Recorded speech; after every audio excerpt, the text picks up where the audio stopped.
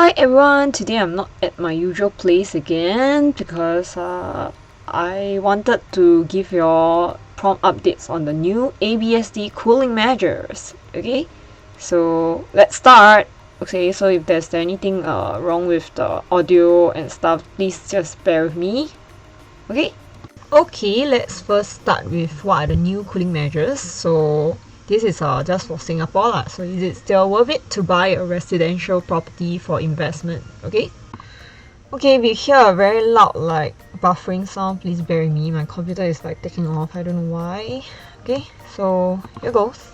So these are the measures. So for Singaporean citizens, the second property becomes 17% and the third property becomes 25%. Okay. For permanent residents, second property becomes 25% and third property becomes 30%. So for foreigners, is 30%. Okay. The rest, the entities one, right, refers to developers, so you don't need to care about it. So this effective 16th of December 2021. Okay. So other cooling measures include the Titan total debt servicing ratio, which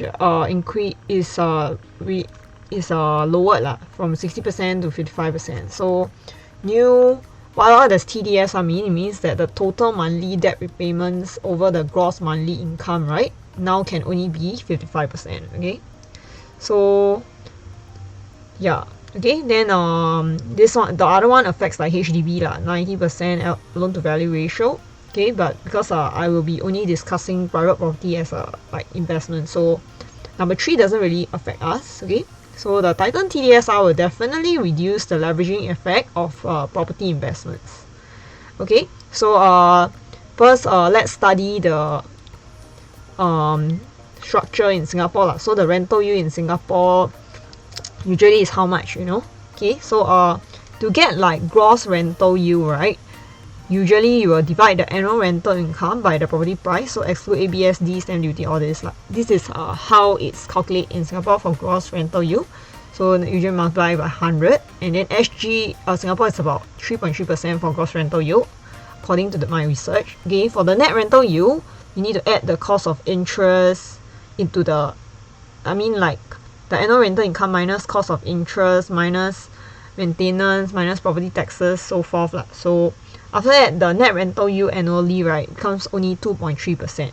Okay, but this is not reflective of return on investment. That's another issue. Okay, so assuming one is able to get a 75% loan, meaning you only need to pay 25%. Okay, then about a 3% BSD. So because if you buy a 1 million property, it's about 3% or 2.5%. Okay, so for the new ABSD, it's 17%.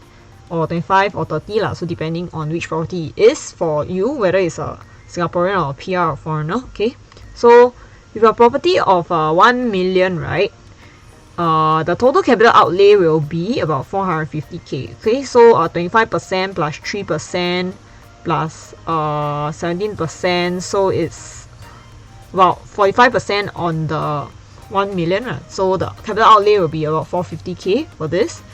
Whereas you just add 8% here, so 530, and then for the 30% one will be 580k. Okay, so if the average net rental yield is 2.3%, right, means the rental income is about 23k yearly So assuming no rental slumps, it will be 23k. If you want a more conservative estimate, right, it should be less than about 20k a year Okay, so to calculate the return on capital, right, you cannot only take into account rental yield, because you need to take into account capital appreciation of the property as well. Okay, so for capital appreciation, this is the graph of how prices of houses have been rising in Singapore. So this is 1975 all the way until 2020 Q1. Okay, so because we are looking at private property like condos, right, we are just looking at non-landed, so we just compare the orange graph. Okay, so based on the comparison of the orange graph, right, I put it into a financial calculator.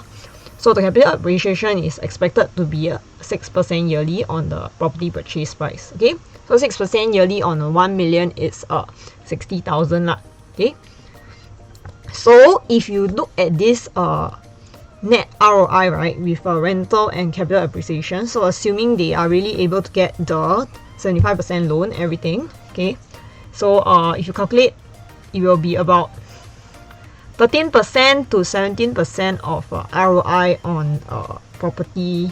So the returns are still quite attractive in the initial stages. However, with like loan repayments, because you will need to pay more and more capital, right? So with more loan repayments, there will be increased capital contributed as well. So the ROI decreases with time as the loan is repaid lah. Okay, so you only get this at the initial stages. If you can flip the property within like 2 to 3 years, then yes, definitely you should be able to earn certain amount, but you need to bear into account like stamp duties, seller stamp duties, all these as well. Okay, so with the increased TDSR, probably it will be hard to take up the 75% loan, and the capital investment that you have to put in this part will be more. So eroding the net return on investment because there is less leverage. Okay, so assuming they just take up a 50% loan instead of 75%, right? The ROI decreases from just now of 13% to 18% to 9% to 11% only. Okay, so but then when you decrease the loan, right, it means your cost of interest is less lah. So you can possibly have more rental income. So it might not be 100% accurate. There is only 9 to 11%. But as I mentioned, as you repay more of the loan, right, then definitely your ROI decreases year on year. Okay, so after all, property is still a good investment, but there are some factors that you need to consider when intending to do a property investment. Okay, so everyone knows about the pros of property investment. That one I don't need to tell you, so I'll just be focusing on the cons. So for the cons, right, there is a high barrier of entry, so you require a large amount of capital. Like we see just now, the capital outlay, right, is few 100,000. Okay, so yeah. And also, as everyone knows, it's not easy to buy and sell property. It takes a long time for processing everything. So it's a very illiquid thing. Okay. And if say you want to earn rental income as well as capital appreciation, right, it's not easy to manage rental and tenants. So all this is like intangible problems like get headaches or whatever. Okay. And one more thing is rental income is taxable.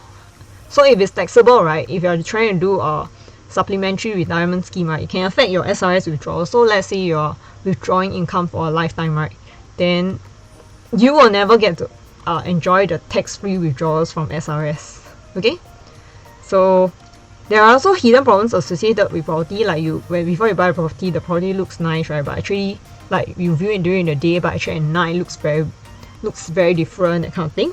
Okay, there's also like sudden changes like rising interest rates, or like suddenly you don't have any tenants, that kind of thing. So all this is like headaches. And then with the sudden rising interest rate, are you still able to repay the mortgage? Okay, so there's also unplanned huge upkeeping expenses like renovation, whenever the tenants spoil something, that kind of thing. So all that said, there's really all these cons that you need to consider before you decide on a property investment. Okay, so with property investment having so many cons, right, and really these high barriers of entry, right, what you should consider to alternatives as an investment or to beat inflation, right, is like stocks, bonds. But bonds can't really help you beat inflation because actually the interest rate that they give you is quite low. So I think it should be struck off from most people's portfolio, but not say entirely lah, just keep it low lah, because it doesn't really help to beat inflation. Yeah.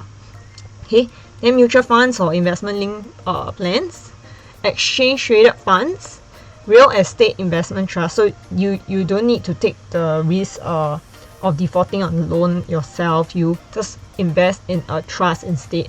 Okay, then commodities, okay, or cryptocurrency.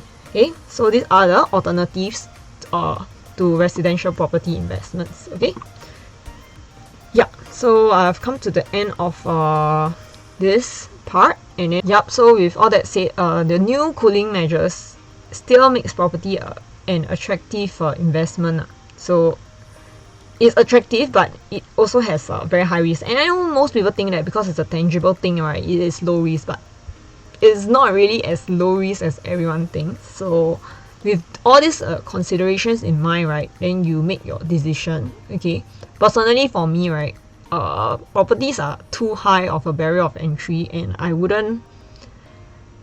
only want to use property as like a place to stay lah. I won't really be using it for investments, okay? Because easily if you put it into a ETF or something, right, you can already get about 20% or around there for US stocks, US ETF. So if you look at SPY, right, it's about at least I think 10% a year, okay?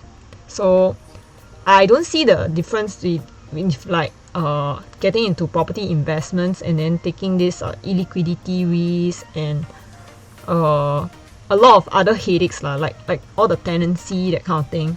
Like really, it's you feel like it's small thing, right? But when you are the one in that situation whereby you have to do the rental yourself, or like for example your property agent is not doing a good job, right, then it's really something bad lah. I mean, like I look at my parents, my grandparents, they always stress over the property, so like then they always stress over the choice of tenants. It's really all these like small things that add up to your dissatisfaction in life lah. Yeah. Okay, so everyone, thanks for watching this video, and if this video has helped you, please help to like and subscribe. Thank you everyone, bye bye.